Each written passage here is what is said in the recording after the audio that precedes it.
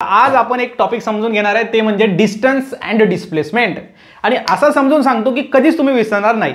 ठीक आहे, आता बघा आपल्याकडे ए बी सी असे रस्ते आहेत है ना, A to B, B to C. आता बघा आपली गाडी, या गाडीमध्ये तुम्ही बसले, गाडी ए टू बी गेली आणि नंतर इथून जे आहे ते बी टू सी गेली.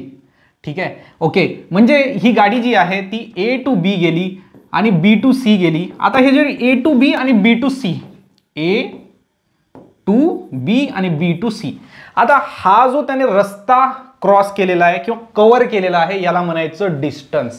म्हणजे ॲक्च्युअल पाथ तुमच्या गाडीने कोणती फॉलो केली ही ॲक्च्युअल पाथ आहे, म्हणजे याला काय म्हणायचं डिस्टन्स. डिस्टन्समध्ये काय येईल, ॲक्च्युअल पाथ ज्या रस्त्याने ती गेलेली आहे.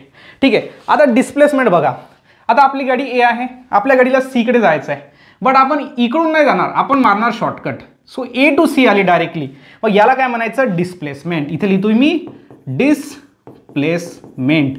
सो डिस्प्लेसमेंट काय असतं, displacement is the shortest distance between starting point and final point is displacement.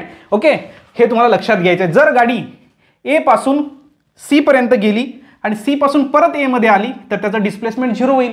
म्हणजे ज्या जागेवरती होती सुरुवातीला त्याच जागेवरती शेवटी पण होती, म्हणजे displacement 0. So displacement plus minus होऊ शकतं, बट डिस्टन्स प्लस मायनस होऊ शकत नाही.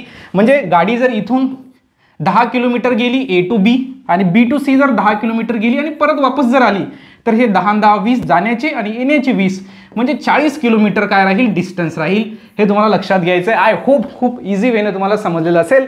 व्हिडिओ जर आवडला असेल तर व्हिडिओला लाईक करा, चॅनलला सबस्क्राईब करा. भेटूया नवीन व्हिडिओमध्ये.